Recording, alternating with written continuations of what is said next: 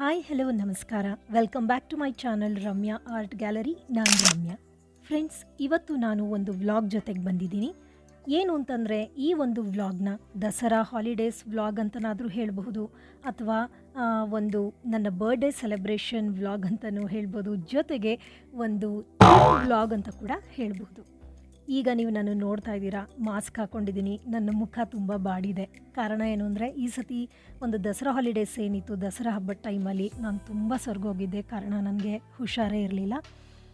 ತುಂಬಾ ನೆಗಡಿ, ಸ್ವಲ್ಪ ಮಟ್ಟಿಗೆ ಕೆಮ್ಮು, ಜ್ವರ, ಹಾಗೆ ತಲೆನೋವು, ಈ ರೀತಿ ತುಂಬ ಒದ್ದಾಡ್ತಾ ಇದ್ದೆ. ಸೊ ನನ್ನ ಬರ್ಡೇ ಬೇರೆ ಹತ್ತಿರ ಇತ್ತು. ಸೊ ನಾವೆಲ್ಲರೂ ಕೂಡ ಈಗ ಮೈಸೂರಿಗೆ ಹೊರಟಿದ್ದೀವಿ. ನನ್ನ ಒಂದು ಅನಾರೋಗ್ಯದ ಸಮಸ್ಯೆಯಿಂದ ನಾವೆಲ್ಲರೂ ಕೂಡ ಮೈಸೂರಿಗೆ ಹೋಗೋದು ತಡ ಆಯಿತು. ಮಕ್ಕಳಿಗೆ ಒಂದು ರಜಾ ಸ್ಟಾರ್ಟ್ ಆಗಿ ಒಂದು 2-3 ಡೇಸ್ ಆದಮೇಲೆ ನಾವು ಮೈಸೂರಿಗೆ ಹೋಗಿದ್ದು.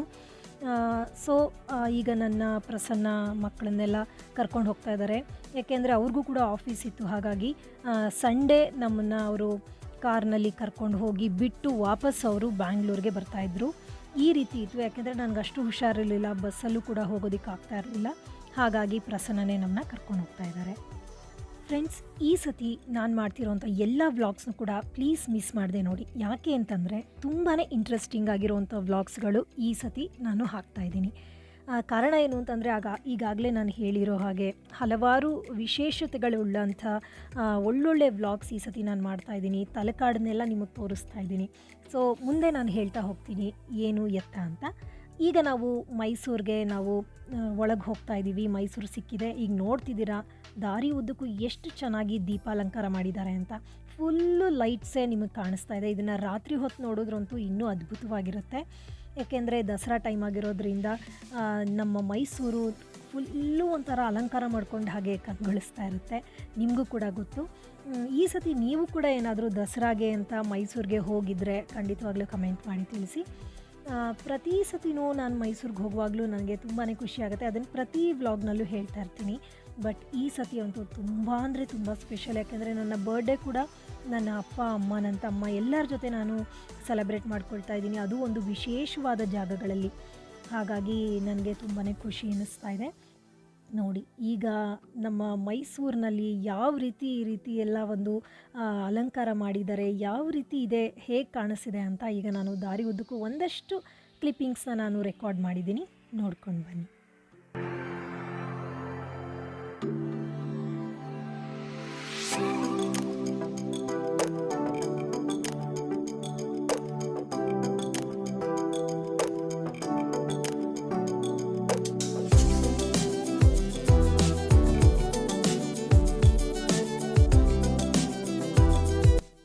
ಈಗ ನೀವು ನೋಡ್ತಿರೋಂಥ ಈ ಸ್ಟೆಪ್ಸ್ ಏನು ಕಾಣಿಸ್ತಿದೆ, ಇಲ್ಲಂತೂ ಜನ ಕೂತ್ಕೊಂಡು ಆ ದಸರಾ ಪ್ರೊಸೆಷನ್ ಏನು ನಡೆಯುತ್ತೆ ಅದನ್ನು ನೋಡೋದಕ್ಕೆ ತುಂಬ ಚೆನ್ನಾಗಿ ಎಲ್ಲ ಫ್ಯಾಮಿಲಿ ಬಂದು ಕೂತ್ಕೊಳ್ತಾರೆ. ನಾನು ಕೂಡ ಚಿಕ್ಕ ವಯಸ್ಸಲ್ಲಿದ್ದಾಗ ನಾವೆಲ್ಲರೂ ಕೂಡ ರಿಲೇಟಿವ್ಸ್ ಒಟ್ಟಿಗೆ ಸೇರಿ ಚಾಪೆ, ತಿಂಡಿಗಳು ಈ ರೀತಿ ಎಲ್ಲ ಎತ್ಕೊಂಡು ಹೋಗಿ, ಛತ್ರಿ ಈ ಥರ ಎಲ್ಲ ತೊಗೊಂಡು ಹೋಗಿ ಎಲ್ಲ ಒಟ್ಟಿಗೆ ಕೂತ್ಕೊಂಡು ನಾವು ನೋಡ್ತಾ ಇದ್ವಿ. ತುಂಬ ಚೆನ್ನಾಗಿತ್ತು ಆ ದಿನಗಳು. ಹಾಗೆ ಈಗ ನೀವು ನೋಡ್ತಾ ಇದ್ದೀರಾ, ಇಲ್ಲೆಲ್ಲ ನೋಡಿ ಪ್ಯಾಲೇಸ್ ಥರ ಎಲ್ಲ ಎಷ್ಟು ಚೆನ್ನಾಗಿ ಮಾಡಿದ್ದಾರೆ. ಇದು ರಾತ್ರಿ ಹೊತ್ತು ಲೈಟ್ ಹಾಕಿದಾಗ ಇನ್ನೂ ನೀಟಾಗಿ ಕಾಣಿಸುತ್ತೆ. ಬಟ್ ರಾತ್ರಿ ಹೊತ್ತು ನಾನು ಎಲ್ಲೂ ಓಡಾಡದೇ ಇರೋ ಕಾರಣ ನಾನು ರೆಕಾರ್ಡ್ ಮಾಡೋಕ್ಕಾಗಿಲ್ಲ. ಹಾಗೆ ಈ ರೀತಿ ಈಗ ನಿಮ್ಗೆ ಕಾಣಿಸ್ತಿರ್ಬೋದು, ಈ ರೀತಿ ತುಂಬ ಕಲರ್ಫುಲ್ಲಾಗಿ ಎಲ್ಲ ಸರ್ಕಲ್ಗಳ ಹತ್ರನೂ ಈ ರೀತಿ ಮಾಡಿದರು. ಈ ಬಾರಿ ತುಂಬಾ ಚೆನ್ನಾಗಿತ್ತು. ಈ ಸತಿ ಅಂತೂ ನನಗೆ ತುಂಬಾ ಇಷ್ಟ ಆಗ್ತಾಯಿತ್ತು. ಎಲ್ಲ ರೋಡಲ್ಲೂ ಕೂಡ ತುಂಬ ಡಿಫ್ರೆಂಟಾಗಿ ಒಂಥರ ಡೆಕೋರೇಷನ್ ಚೆನ್ನಾಗಿ ಮಾಡಿದರು. ಇದು ಚಾಮುಂಡೇಶ್ವರಿ ತಾಯಿಯ ಒಂದು ಡಿಸೈನ್ ಮಾಡಿದ್ದಾರೆ ಲೈಟ್ಸಲ್ಲಿ, ತುಂಬ ಚೆನ್ನಾಗಿದೆ. ಹಾಗೆಯೇ ಈಗ ನಾವು ಮುಂದೆ ಹೋಗ್ತಾ ಒಂದು ಸ್ಪೆಷಲ್ ಸಿಗುತ್ತೆ, ಏನು ಅಂತ ಹೇಳ್ತೀನಿ. ಈಗ ನೀವು ನೋಡ್ತಿರ್ಬೋದು, ತುಂಬಾ ಟ್ರಾಫಿಕ್ ಜಾಮ್ ಆಗಿತ್ತು. ಯಾಕೆಂದರೆ ದಸರಾ ಟೈಮ್ ಅಲ್ವಾ, ಹಾಗಾಗಿ ತುಂಬಾ ಎಲ್ಲಿ ಹೋದ್ರೂ ಟ್ರಾಫಿಕ್ ಜಾಮ್ ಆಗ್ತಾಯಿತ್ತು. ಈಗ ಅಲ್ಲಿ ನಿಮಗೆ ದೂರದಲ್ಲಿ ಬೋರ್ಡ್ ಕಾಣಿಸ್ತಿರ್ಬೋದು ಬ್ಲೂ ಕಲರ್ದು. ಇದು ಬಂದು ಡಾಗ್ ಶೋ. ತುಂಬಾ ಚೆನ್ನಾಗಿ ನಡೆಯುತ್ತೆ. ನಾವು ಹೋಗೋಕ್ಕಾಗಲಿಲ್ಲ, ಯಾಕೆಂದರೆ ಈಗ ಆಗಾಗಲೇ ಸ್ಟಾರ್ಟ್ ಆಗೋಗಿತ್ತು. ಮಕ್ಕಳು ಹೋಗೋಣ ಅಂತಿದ್ರು. ಬಟ್ ನನಗೆ ಹುಷಾರಿಲ್ಲದಿರೋ ಕಾರಣ ಮನೆಗೆ ಹೋಗಬೇಕಿತ್ತು. ಡಾಗ್ ಶೋ ಕೂಡ ತುಂಬ ಚೆನ್ನಾಗಿರುತ್ತೆ ಅಂತ ನೋಡಿರೋರು ಹೇಳಿದ್ದಾರೆ. ಈಗ ನಾವು ನಮ್ಮ ಮೈಸೂರಿನ ದೇವರಾಜ ಅರಸ್ ರೋಡಲ್ಲಿ ನಾವು ಈಗ ಬಂದು ತಲುಪಿದ್ದೀವಿ. ಇದಂತೂ ತುಂಬ ಚೆನ್ನಾಗಿ ಕಾಣುತ್ತೆ ರಾತ್ರಿ ಹೊತ್ತು ನೋಡೋದಕ್ಕೆ. ಯಾವಾಗಲೂ ಚೆನ್ನಾಗಿ ಕಾಣುತ್ತೆ, ಬಟ್ ದಸರಾ ಟೈಮಲ್ಲಂತೂ ಇನ್ನೂ ಚೆನ್ನಾಗಿರುತ್ತೆ. ಹಾಗೆ ಈ ರೋಡ್ ಉದ್ದಕ್ಕೂ ಕೂಡ ನೋಡಿ ಯಾವ ರೀತಿ ಒಂದು ಡಿಸೈನ್ ಹೇಗಿದೆ, ಆ ಲೈಟ್ಸ್ನ ಯಾವ ರೀತಿ ಹ್ಯಾಂಗ್ ಮಾಡಿದ್ದಾರೆ ಅಂತ.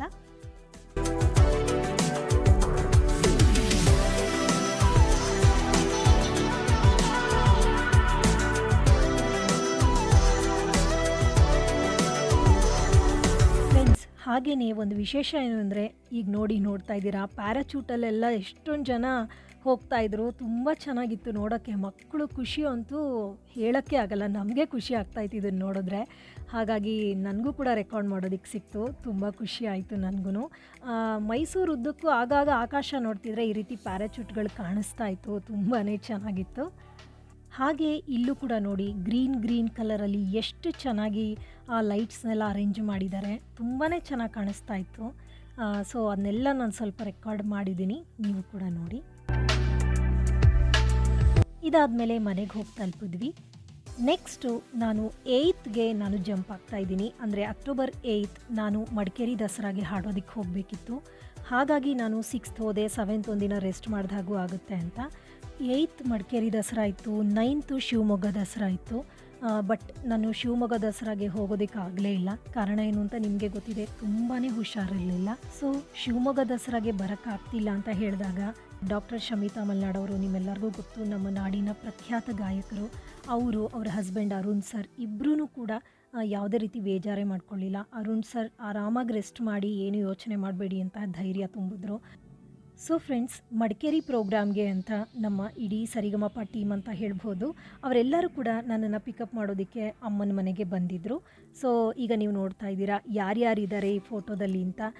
ತುಂಬಾ ಖುಷಿ ಆಯಿತು. ನಮ್ಮ ಅದ್ಭುತವಾದಂಥ ಟೀಮ್ ಅಂತಲೇ ಹೇಳ್ಬೋದು. ನಾವೆಲ್ಲರೂ ಕೂಡ ಸಂತೋಷವಾಗಿ ಹೊರಟ್ವಿ. ಬಟ್ ನನಗೆ ತುಂಬ ಹುಷಾರಿರಲಿಲ್ಲ, ಹಾಗಾಗಿ ಎಲ್ಲರೂ ಕೂಡ ತುಂಬ ಚೆನ್ನಾಗಿ ನನ್ನ ಬಗ್ಗೆ ಕೇರ್ ತೊಗೊಂಡ್ರು. ಸೊ ತುಂಬಾ ಖುಷಿ ಆಯಿತು ನನಗೆ. ಸೊ ಅಲ್ಲಿಯ ಒಂದಷ್ಟು ಫೋಟೋಸ್ ಈಗ ಹಾಕ್ತಾ ಇದ್ದೀನಿ ನೋಡಿ. ಪ್ರೋಗ್ರಾಮ್ ಮುಗಿಸಿ ಮಿಡ್ನೈಟ್ ಬಂದು ತಲುಪಿದ್ವಿ. ಹಾಗೆಯೇ ಮಾರನೇ ದಿನ ಅಂದರೆ 9th 10th 2 ದಿನ ರೆಸ್ಟ್ ಮಾಡಿದೆ. 11th ಪ್ರಸನ್ನ ನನ್ನ ಬರ್ಡೇ 12th ಇತ್ತು. ಹಾಗಾಗಿ ಪ್ರಸನ್ನ ನನ್ನ ಬರ್ಡೇಗೋಸ್ಕರ ಒಂದು ರೆಸಾರ್ಟ್ನ ಬುಕ್ ಮಾಡಿದರು. ಅದು ಯಾವುದು ಏನು ಎತ್ತ ಅಂತ ನಿಮಗೆ ಮುಂದೆ ನಾನು ತಿಳಿಸ್ತೀನಿ. ಸೊ 11th ನಾವು ರೆಸಾರ್ಟ್ಗೆ ಹೋಗೋಕ್ಕೂ ಮುಂಚೆ ನಮ್ಮ ಚಿಕ್ಕಮ್ಮನ ಮನೆಗೆ ಹೋಗಿದ್ವಿ, ಅಂದರೆ ನಮ್ಮ ಅಮ್ಮನ ತಂಗಿ ಮನೆಗೆ. ಸೊ ಒಂದಷ್ಟು ಫ್ರೂಟ್ಸ್ನ ಅವ್ರಿಗೆ ತೊಗೊಳ್ಳೋಣ ಅಂತ ಹೇಳಿ ಒಂದು ಶಾಪ್ ಹತ್ರ ನಿಲ್ಲಿಸಿದ್ದೀವಿ. ಪ್ರತಿ ವರ್ಷವೂ ಕೂಡ ನಮ್ಮ ಚಿಕ್ಕಮ್ಮ ದುರ್ಗಾ ಪೂಜೆಯ ಸಲುವಾಗಿ ನನ್ನ ಇಬ್ಬರು ಹೆಣ್ಮಕ್ಳಿಗೂ ಕೂಡ ಅವರು ಏನೇನು ಶಾಸ್ತ್ರ ಮಾಡಬೇಕು ಅದೆಲ್ಲ ಮಾಡಿ ಅವ್ರಿಗೆಲ್ಲ ಸುಮಾರು ಗಿಫ್ಟ್ಗಳೆಲ್ಲ ಕೊಟ್ಟು ಕಳಿಸ್ತಾರೆ. ನಮ್ಮ ಮಕ್ಳಿಗಂತೂ ತುಂಬಾ ಖುಷಿ, ಆಂಟಿಗೂ ಅಷ್ಟೇ. ಹಾಗೆ ನನ್ನ ಕಸಿನ್ ಸ್ವಾತಿ ಕೂಡ ಮನೇಲೇ ಇದ್ಲು. ಎಲ್ಲರೂ ಕೂಡ ತುಂಬಾ ಖುಷಿಯಾಗಿ ನನ್ನ ಮಕ್ಕಳಿಗೆ ಎಲ್ಲ ಶಾಸ್ತ್ರಗಳನ್ನು ಮಾಡಿದ್ದಾರೆ. ಈಗ ನೋಡ್ತಾ ಇದ್ದೀರಾ. ನಮ್ಮ ಧ್ವನಿ ಸ್ವರಾಲಿ ಇಬ್ರಿಗೂ ಅಷ್ಟೇ ಶಾಸ್ತ್ರಗಳು, ಅದು ಸಂಪ್ರದಾಯಗಳು ಅದೆಲ್ಲನೂ ಕೂಡ ತುಂಬ ಇಷ್ಟ. ಯಾವುದೇ ಹಬ್ಬ ಬರಲಿ ಅದನ್ನು ಫುಲ್ ಕಂಪ್ಲೀಟಾಗಿ ನಾವು ಸೆಲೆಬ್ರೇಟ್ ಮಾಡಬೇಕು ಅಂತಲೇ ಇಷ್ಟಪಡ್ತಾ ಇರ್ತಾರೆ. ಸೊ ನಮ್ಮ ಚಿಕ್ಕಮ್ಮ ಮಾಡ್ತಿರೋ ಪೂಜೆನೆಲ್ಲ ಕಣ್ತುಂಬಿಕೊಂಡು ತುಂಬಾ ಎಂಜಾಯ್ ಮಾಡ್ತಿದ್ದಾರೆ ಮಕ್ಕಳು. ಸೊ ಇದನ್ನೆಲ್ಲ ನಮ್ಮ ಸ್ವಾತಿನೇ ಈ ವಿಡಿಯೋನ ರೆಕಾರ್ಡ್ ಮಾಡಿದ್ದು. ನಾನು ಮನೆಯಲ್ಲಿದ್ವಿ, ಆಂಟಿ ಮನೆಗೆ ಪ್ರಸನ್ನ ಬಂದು ಮುಂಚೆನೇ ಬಿಟ್ಟಿದ್ದರು. ನಾವು ಮನೆಯಲ್ಲಿ ಎಲ್ಲನೂ ಕೂಡ ಲಗೇಜ್ ಎಲ್ಲ ಪ್ಯಾಕ್ ಮಾಡ್ಕೋತಿದ್ವಿ ರೆಸಾರ್ಟ್ಗೋಸ್ಕರ. ಸೊ ಲಗೇಜ್ ಎಲ್ಲ ಪ್ಯಾಕ್ ಮಾಡಿಕೊಂಡು ಸೀದಾ ನಾವು ಚಿಕ್ಕಮ್ಮನ ಮನೆಗೆ ಬಂದು ಮಕ್ಕಳದು ಶಾಸ್ತ್ರ ಎಲ್ಲ ಮುಗ್ದಿತ್ತು. ಅಷ್ಟೊತ್ತಿಗೆ ನಾವು ಚಿಕ್ಕಮ್ಮನ ಹಾಗೆ ಸ್ವಾತಿನೆಲ್ಲ ಮಾತಾಡಿಸ್ಕೊಂಡು ನೆಕ್ಸ್ಟ್ ನಾವು ರೆಸಾರ್ಟ್ ಕಡೆಗೆ ಹೊರಟ್ವಿ. ಅದಕ್ಕೂ ಮುಂಚೆ ಈಗ ನನ್ನ ಮಕ್ಕಳಿಗೆ ಯಾವ ರೀತಿ ಶಾಸ್ತ್ರ ಮಾಡಿದ್ರು ಅದನ್ನೆಲ್ಲ ನೋಡ್ಕೊಂಡು ಬನ್ನಿ.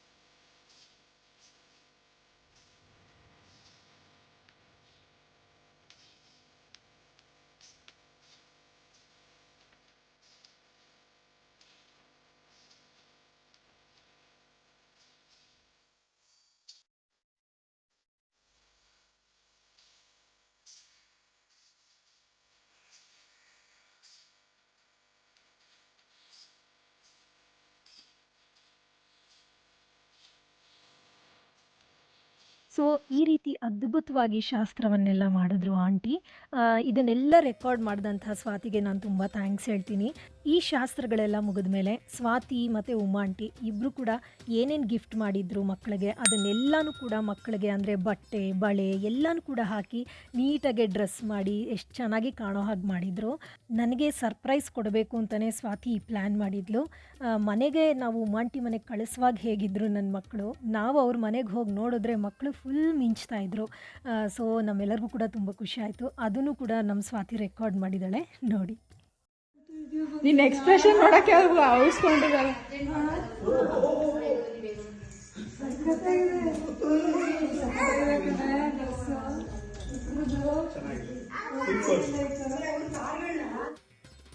ಸೊ ಮಕ್ಕಳ ಡ್ರೆಸ್ ಹೇಗಿದೆ ಅಂತ ನೀವೀಗ ನೋಡ್ತಾ ಇದ್ದೀರಾ. ತುಂಬಾ ಚೆನ್ನಾಗಿತ್ತು, ಕಲರ್ ಆಗಿರ್ಬೋದು, ಡಿಸೈನ್ ಆಗಿರ್ಬೋದು. ಸೊ ನಾನಂತೂ ತುಂಬಾ ಥ್ಯಾಂಕ್ಸ್ ಹೇಳ್ತೀನಿ ಉಮಾ ಆಂಟಿಗೆ ಹಾಗೆ ಸ್ವಾತಿಗೆ. ತುಂಬ ಚೆನ್ನಾಗಿ ರೆಡಿ ಕೂಡ ಮಾಡಿದ್ದಾರೆ, ಆ ಸರ ಓಲೆ ಬಳೆ ಎಲ್ಲ ಹಾಕ್ಕೊಂಡು. ಇವಳೇ ನನ್ನ ಕಸಿನ್ ಸ್ವಾತಿ. ನೀವು ಸುಮಾರು ವೀಡಿಯೋಗಳಲ್ಲಿ ನಾನು ತೋರಿಸಿದ್ದೀನಿ, ನೋಡಿರ್ತೀರ. ಸೊ ಫೋಟೋ ಎಲ್ಲ ತಗೊಂಡು ರೆಸಾರ್ಟ್ ಕಡೆಗೆ ಹೊರಟಿವಿ.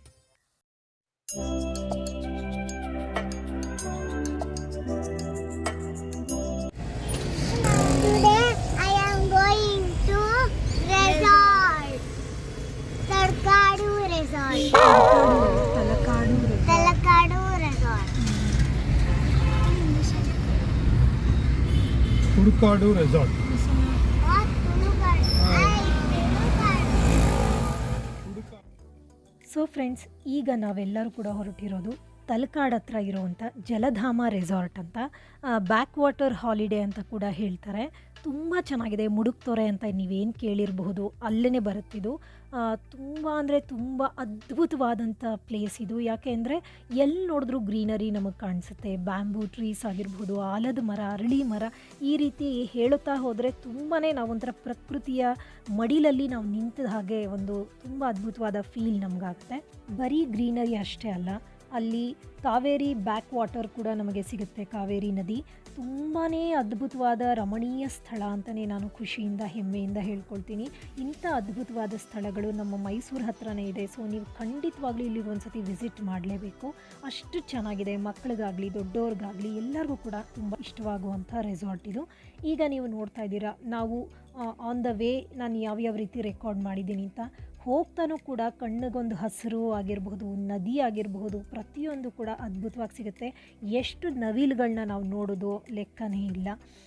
ಸೊ ಈಗ ನಾನು ಒಂದಷ್ಟು ದಾರಿ ಉದ್ದಕ್ಕೂ ಒಳ್ಳೊಳ್ಳೆ ಪ್ಲೇಸ್ ಏನೇನು ಕಾಣಿಸ್ತೋ ಅದನ್ನೆಲ್ಲ ರೆಕಾರ್ಡ್ ಮಾಡಿದ್ದೀನಿ ನೋಡಿ.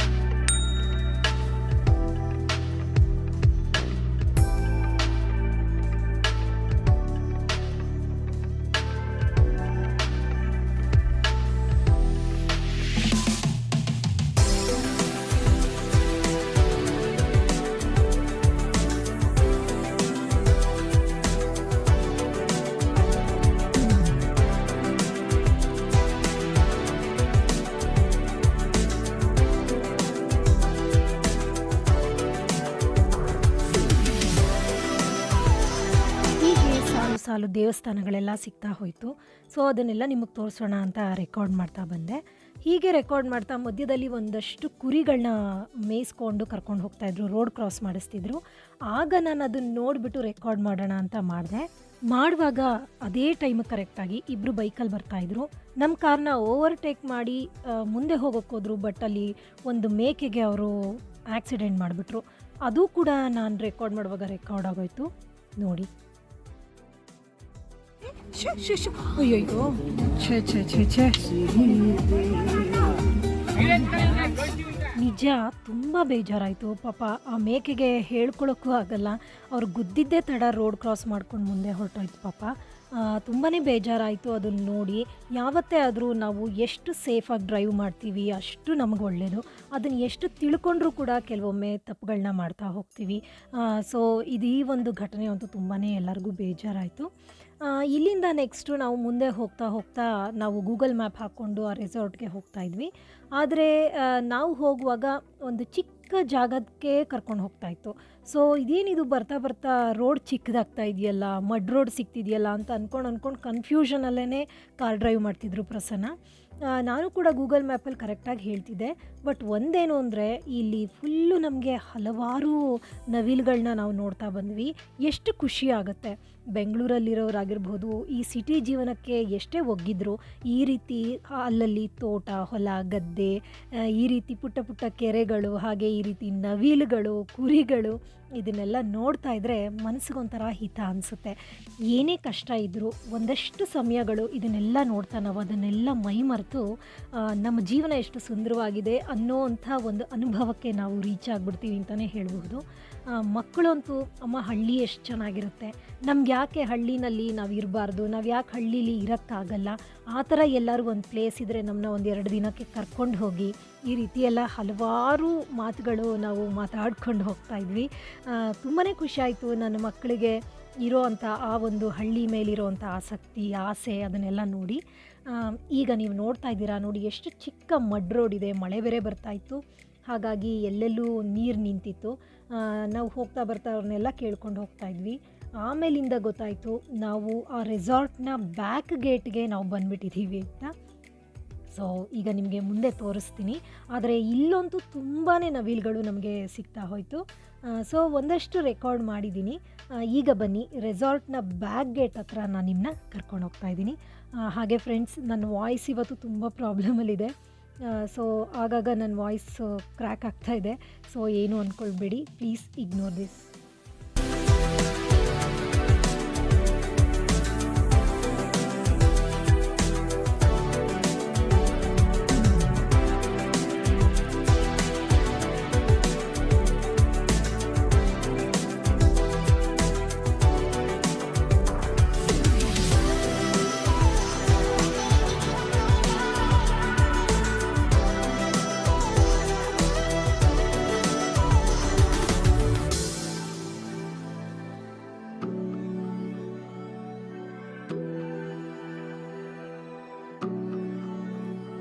ಈಗ ನೀವು ನೋಡ್ತಾ ಇದ್ದೀರಾ ಅಲ್ಲಿ ಗೇಟ್ ಕಾಣಿಸ್ತಾ ಇದೆ. ಇದು ಬಂದು ಆ ರೆಸಾರ್ಟ್ನ ಬ್ಯಾಕ್ ಗೇಟ್. ಇದು ಯಾರೂ ಕೂಡ ಈ ಕಡೆಯಿಂದ ಬರೋದಿಲ್ವಂತೆ, ಮುಂಭಾಗದಿಂದ ಬರೋವಂಥದ್ದು. ಅದಂತೂ ತುಂಬ ಚೆನ್ನಾಗಿದೆ ಮುಂಭಾಗದಿಂದ ಬರೋವಂಥದ್ದು. ಯಾಕೆ ಏನು ಅಂತ ನಾನು ಈಗ ಮುಂದೆ ತಿಳಿಸ್ತಾ ಹೋಗ್ತೀನಿ. ಇಲ್ಲಿ ಒಬ್ಬರು ಸೆಕ್ಯೂರಿಟಿ ಇದ್ದರು. ಅವ್ರು ಹೇಳಿದ್ರು ನೀವು ಫ್ರಂಟ್ ಗೇಟಿಂದ ಬರಬೇಕು. ಅದು ಎಲ್ಲಿ ಅಂದರೆ ಅಲ್ಲೊಂದು ರಿವರ್ ಸಿಗುತ್ತೆ, ಕಾವೇರಿ ರಿವರು. ಅಲ್ಲಿ ನಿಮ್ಮನ್ನ ಬೋಟಿಂದ ಕರ್ಕೊಂಡು ಹೋಗ್ತಾರೆ. ಬೋಟಿಂದ ಕರ್ಕೊಂಡು ಹೋಗೋಕ್ಕೂ ಮುಂಚೆ ನಿಮಗೆ ಪಾರ್ಕಿಂಗ್ ಇದೆ, ಸೊ ಅಲ್ಲಿ ಕಾರ್ ನಿಲ್ಲಿಸ್ಬೇಕು, ಇಲ್ಲೆಲ್ಲೂ ನಿಲ್ಸೋಕ್ಕಾಗಲ್ಲ ಅಂತ ಹೇಳಿದ್ರು. ಹಾಗಾಗಿ ನಾವು ವಾಪಸ್ ಇವಾಗ ಹೊರಟಿದ್ದೀವಿ.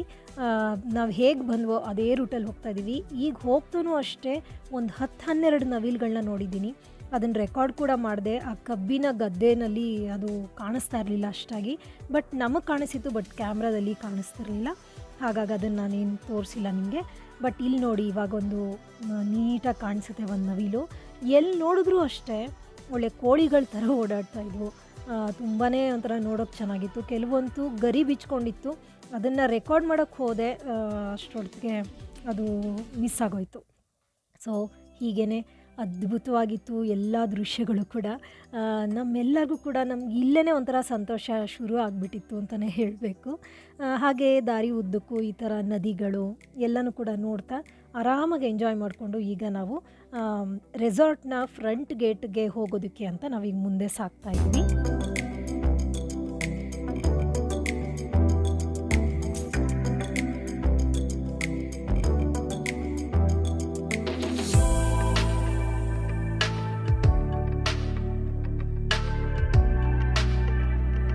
ಫೈನಲಿ ನಾವೀಗ ತಲಕಾಡನ್ನು ತಲುಪಿದ್ದೀವಿ.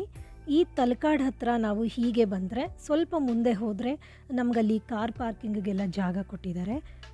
ಸೊ ಅಲ್ಲಿ ನೀಟಾಗಿ ನಾವು ಕಾರ್ನೆಲ್ಲ ಅಲ್ಲೇ ಪಾರ್ಕ್ ಮಾಡಿ ನಾವು ಅಲ್ಲಿಂದ ಮುಂದೆ ಲಗೇಜನ್ನೆಲ್ಲ ಎತ್ಕೊಂಡು ಬೋಟ್ನಲ್ಲಿ ನಾವು ರೆಸಾರ್ಟ್ನ ತಲುಪಬೇಕಾಗತ್ತೆ.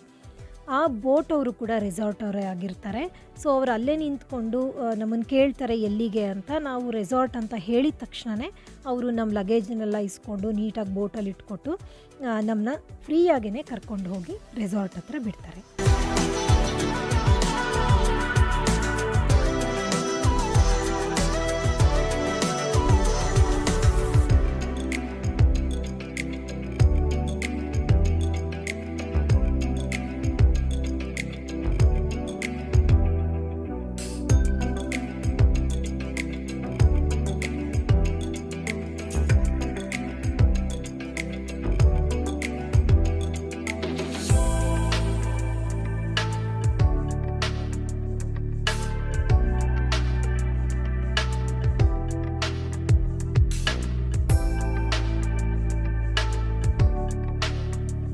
ನೋಡಿ ಫ್ರೆಂಡ್ಸ್, ಇದೇನೇ ತಲಕಾಡು ಜಲಧಾಮ ರೆಸಾರ್ಟ್ನ ಕಾರ್ ಪಾರ್ಕ್ ಮಾಡುವಂಥ ಜಾಗ. ಇಲ್ಲಿ ಕಾರ್ ಪಾರ್ಕ್ ಮಾಡಿ ನಮ್ಮ ಲಗೇಜೆಲ್ಲ ಎತ್ಕೊಂಡು ಬೋಟಲ್ಲಿ ಹೊರಡೋದು. ಸೊ ಬನ್ನಿ, ನಾವು ಯಾವ ಬೋಟಲ್ಲಿ ಹೋಗ್ತೀವಿ, ಆ ಬೋಟ್ ಜರ್ನಿ ಹೇಗಿದೆ ಎಲ್ಲನೂ ಕೂಡ ನೋಡೋಣ.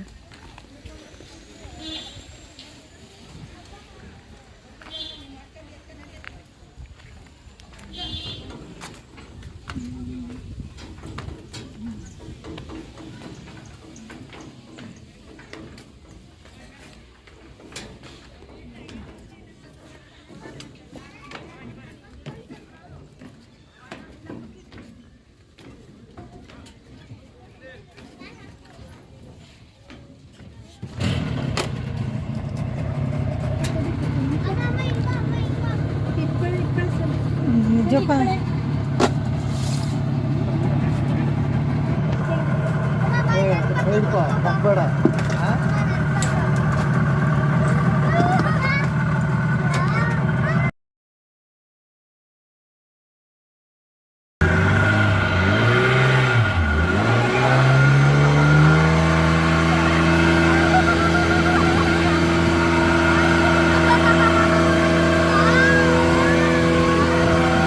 ఇక్కడ తిరుకో.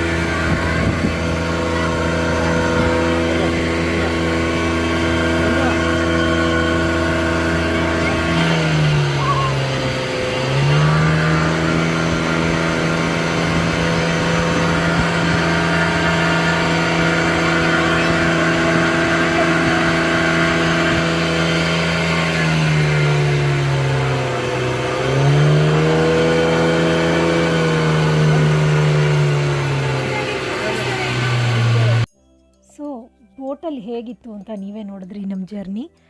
ತುಂಬಾ ಖುಷಿ ಆಯಿತು ಮಕ್ಕಳಿಗಾಗಲಿ ನಮಗಾಗಲಿ. ವೆದರ್ ನೋಡಿ ಎಷ್ಟು ಚೆನ್ನಾಗಿದೆ ಅಂತ. ಸೊ ಇಲ್ಲೆಲ್ಲನೂ ಕೂಡ ಸುತ್ತಮುತ್ತ ಬೆಟ್ಟಗಳೆಲ್ಲ ಕಾಣ್ತಿದೆ. ಆ ದೂರದಲ್ಲಿ ಬೆಟ್ಟ ಕಾಣ್ತಿರೋದು ಮುಡುಕ್ತೊರೆ ಬೆಟ್ಟ. ಅಲ್ಲಿ ದೇವಸ್ಥಾನ ಕೂಡ ಕಾಣಿಸುತ್ತೆ. ನಾನು ಅದನ್ನು ಕೂಡ ನಿಮಗೆ ಮುಂದೆ ತೋರಿಸ್ತೀನಿ.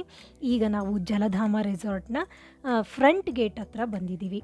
ಇಲ್ಲಿ ಬೋಟ್ನ ನಿಲ್ಲಿಸ್ತಾರೆ. ಇದಾದಮೇಲೆ ಇಲ್ಲಿಂದ ನಾವು ಈ ಪುಟ್ಟ ಬ್ರಿಡ್ಜ್ ಏನಿದೆ ಇದರಲ್ಲಿ ನಾವು ಮುಂದೆ ಸಾಗಬೇಕು. ಹೋದ್ಮೇಲೆ ಅಲ್ಲಿ ರಿಸೆಪ್ಷನ್ ಕಾಣಿಸ್ತಾ ಇದೆ ನಿಮಗೆ. ಆ ರಿಸೆಪ್ಷನಲ್ಲಿ ಹೋಗಿ ಚೆಕ್ ಇನ್ ಆಗೋದು. ಸೊ ಫ್ರೆಂಡ್ಸ್, ಇವತ್ತಿನ ಈ ವ್ಲಾಗ್ನ ನಾನು ಇಲ್ಲಿಗೆ ಎಂಡ್ ಮಾಡ್ತಾ ಇದ್ದೀನಿ. ಯಾಕೆ ಅಂತಂದರೆ ಈ ವ್ಲಾಗ್ ತುಂಬಾ ಲಾಂಗ್ ಆಗ್ತಾ ಇದೆ. ಸೊ ನಾನು ನೆಕ್ಸ್ಟ್ ವಿಡಿಯೋದಲ್ಲಿ ಇದನ್ನು ಕಂಟಿನ್ಯೂ ಮಾಡ್ತೀನಿ. ಮುಂದಿನ ವಿಡಿಯೋ ಅಂತೂ ಮಿಸ್ ಮಾಡ್ಕೊಳ್ಳೇಬೇಡಿ. ಯಾಕೆಂದರೆ ರೆಸಾರ್ಟ್ ಹೇಗಿದೆ, ಯಾವ ರೀತಿ ಇದೆ, ಹೇಗೆ ನಾವು ಎಂಜಾಯ್ ಮಾಡಿದ್ದೀವಿ ಅನ್ನೋದನ್ನೆಲ್ಲ ನಿಮಗೆ ತೋರಿಸ್ತೀನಿ. ಫ್ರೆಂಡ್ಸ್, ಈ ವ್ಲಾಗ್ ನಿಮ್ಮೆಲ್ಲರಿಗೂ ಕೂಡ ಇಷ್ಟ ಆಗಿದೆ ಅಂತ ಅಂದ್ಕೊಂಡಿದ್ದೀನಿ. ಸೊ ಇಷ್ಟ ಆದರೆ ಗೊತ್ತಲ್ವಾ, ಪ್ಲೀಸ್ ಲೈಕ್ ಮಾಡಿ, ಹಾಗೆ ಶೇರ್ ಮಾಡಿ, ಕಮೆಂಟ್ ಮೂಲಕ ನಿಮ್ಮ ಅಭಿಪ್ರಾಯವನ್ನು ತಿಳಿಸಿ. ಮುಖ್ಯವಾಗಿ ಸಬ್ಸ್ಕ್ರೈಬ್ ಆಗದೆ ನೋಡ್ತಿದ್ರೆ ಪ್ಲೀಸ್ ಸಬ್ಸ್ಕ್ರೈಬ್ ಆಗಿ. ಸೊ ಮುಂದಿನ ವ್ಲಾಗ್ನಲ್ಲಿ ಮತ್ತೆ ಭೇಟಿ ಮಾಡೋಣ. ಅಲ್ಲಿವರೆಗೆ ಎಲ್ಲರೂ ಕೂಡ ನಗ್ತಾ ಇರಿ, ನಗಿಸ್ತಾ ಇರಿ, ಆರೋಗ್ಯದಿಂದಿರಿ. ನಮಸ್ಕಾರ.